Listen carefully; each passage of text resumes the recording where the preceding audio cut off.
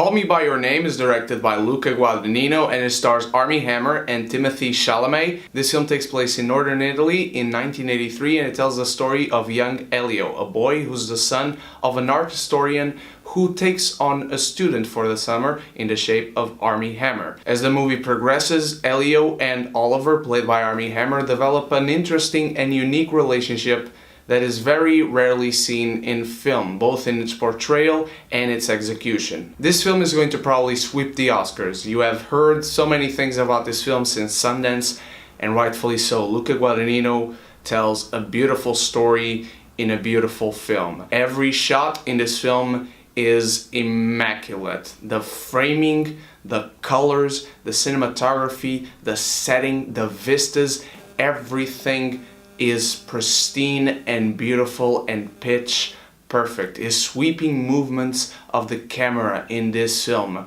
are gorgeous. This film is a masterwork when it comes to the framing of a shot and directing the shot and its actors and the progression from scene to scene and development of characters in this film. It's something that is truly rarely seen in film, and you can tell that this director has a lot of passion for this story. He wrote the script as well, he adapted it from a book, and you can tell that he had all this passion and strength in directing this film. He directs the shit out of it. Timothée Chalamet has a very brave, raw, and genuine performance. This kid, believe you me, he is going places. The portrayal of Elio in this film is so innocent. There's such a genuinity to this character that you can't help but like him. He goes through a lot in this film. This film is a coming-of-age story, it is a love story, it is a tragedy, it is a romance, it is everything encompassed in one. And for the most part, you follow his perspective. So much so that for the most part, when you see Armie Hammer, he's basically portrayed as this divine figure, much like the statues that you see in this film in the shape of the art that he is examining with Elio's dad. But also the film portrays the setting and the vistas, the places they are in, the house they are living in, the places they go to find these lost art pieces. It portrays it as this truly unique paradise that these characters are living in, and you can't help but wanting to go there and feel the divinity of this place. It's basically like heaven where they are. And the characters themselves are always portrayed as these divine figures living in paradise, much like the art pieces that are found in this film. This is classic Italian cinema, and you can tell right from the very beginning of the film. Armie Hammer is also spectacular in this film. This is by far the best performance I've seen him in. He's a character with a lot of depth. You really have to pay attention in this film because a lot of his pain comes from his looks, comes from his actions, comes from many times the moments where he is not on screen, much more than in the moments that he is on screen. And the film at points also feels like a fantasy, a beautiful fantasy, again because of the portrayal of Elio's perspective on this man, on his life, on what he's starting to feel for this man. There are a lot of scenes in this film that I believe will leave people feeling awkward, but they are played so naturally in the script, in the directing, through the acting of these actors who do such a fantastic job. And I talked about how this place where they are living in is portrayed as like paradise, and these characters are like divine figures, but also the house in itself, due to the sound design, gains an identity of its own. The house itself is a character as well in this film because the doors are so loud when they are closed shut. When these characters jump onto the couch, it has a unique sound to it, and it's all so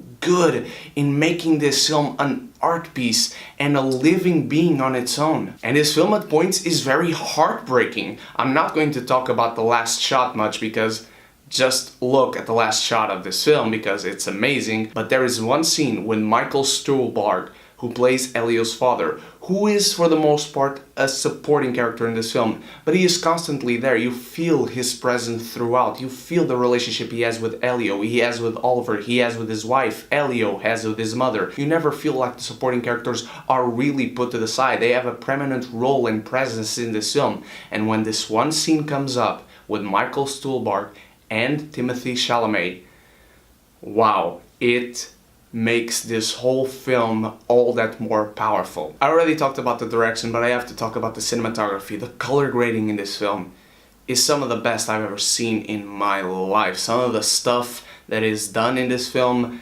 it's something that you can only notice if you've done editing yourself, if you've worked on editing film and doing some color grading.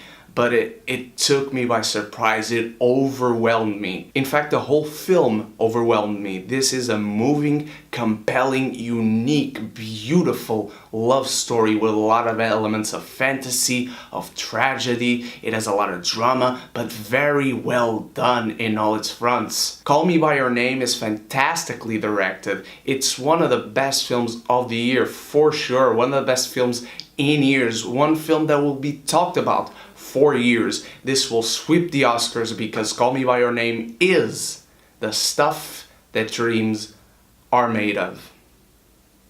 What did you think of Call Me By Your Name, my beautiful geekies? Have you seen it? Have you not? Do you want to see it? And let me know in the comments below, what is your favorite Italian classic film? Thank you so much for watching. You guys are the best. Tomorrow I'll have a review for The Square and I Love You Daddy. I don't know how that is being still played over here. Don't ask me. Once more, thank you so much for watching. You guys are the best. I can't wait to see you in all those reviews. And so until then, you stay beautiful, you stay geeky, and if you haven't done so yet, click the subscribe button and the bell so we can be geeky united!